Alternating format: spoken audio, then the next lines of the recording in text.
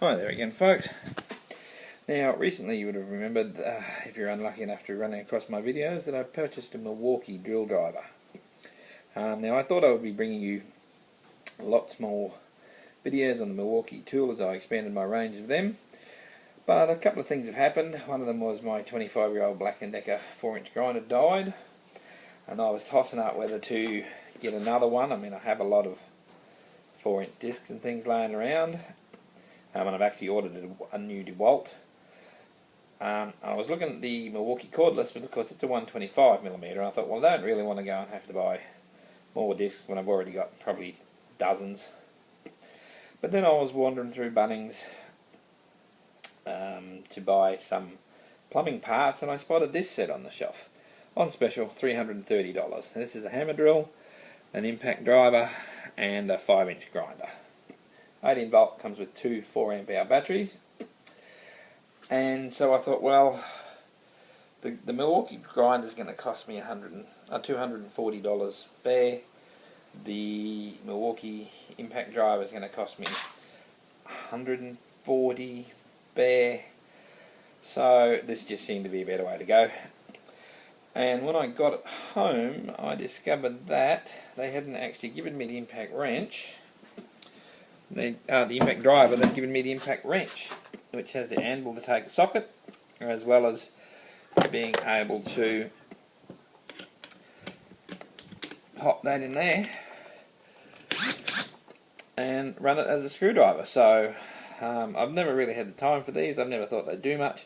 I was watching a couple of demonstration videos on YouTube and realised that they really are superior for driving screws. So, and another thing I noticed with this one, which is also true of the Milwaukee, but I didn't realise, they have this ratcheting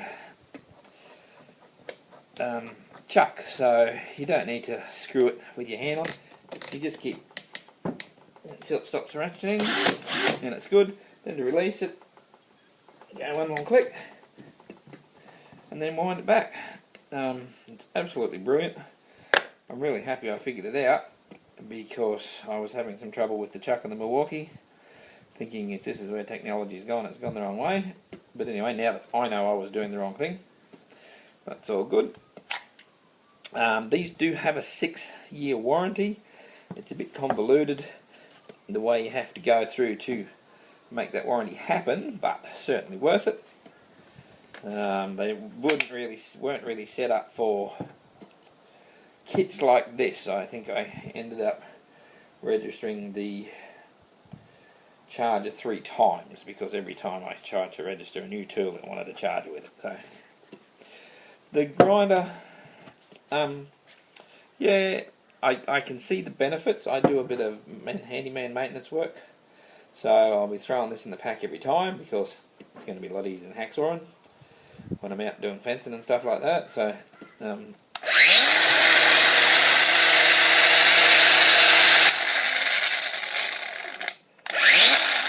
has like a 2-stage trigger. You can either push it and hold it,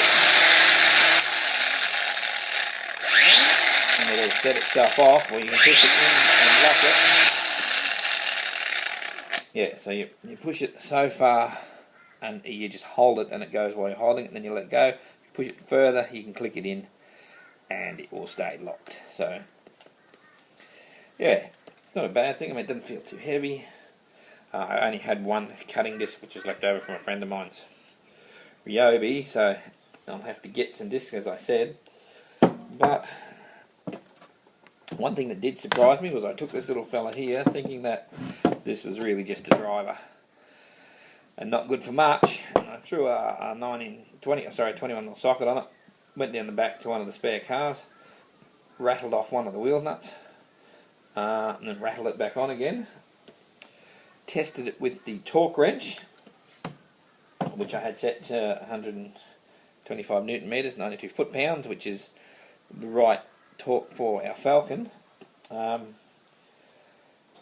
it was, yeah, at least that tight. I didn't keep turning the wrench up to see what it was at, but it clicked off at 92, so yeah, it was definitely tight enough, probably over tight. So that really surprised me, because I didn't actually think this thing was more than a toy.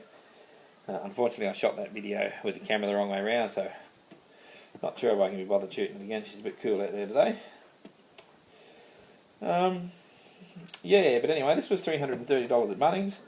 Like I said, not something I was planning on buying, but these two tools would have cost me more than that in Milwaukee anyway. And this is a hammer drill. I didn't kind of realise that my Milwaukee was not a hammer drill when I bought it. So it's handy to have the hammer function for when I'm doing concrete. So. Now, I'd say the reason that these were such a good price was because they are all older models. They are all brushed motors, whereas the brushless is considered the way to go at the moment. And they didn't come in the normal plastic packing case or anything like that. They all just came in this bag. They just came loose in other plastic bags inside this bag. But once again, for my uses, even the shorter running time of the brushed motor is not really going to be an issue. Yeah, and they all fit in the bag. I've got room to put my bits and my drills and the batteries in there.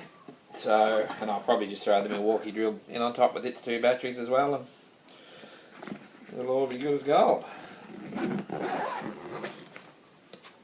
Yeah, anyway, nice bag. Got drills in there, bits in there. Yeah.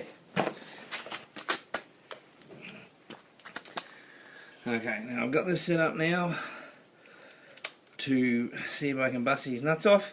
Now this is actually the third time I've shot this because I've found it's very, very easy to bump the little trigger there, and then you're trying to do this forward, which is just tightening them up, not releasing them.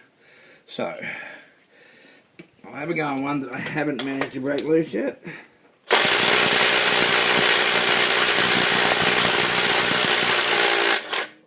And there he is. He's free. I'll do him back up.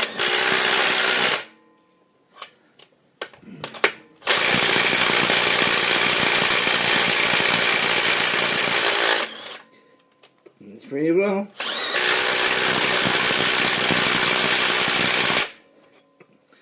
Okay, now I'm going to pop the socket off. And I'll stick it on my torque wrench here, which I've set up to 100 foot-pounds. And I'll just see. No, I'm still doing that up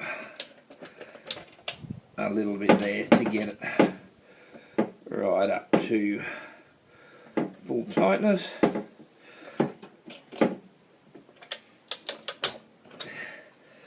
So, and I mean, really you shouldn't be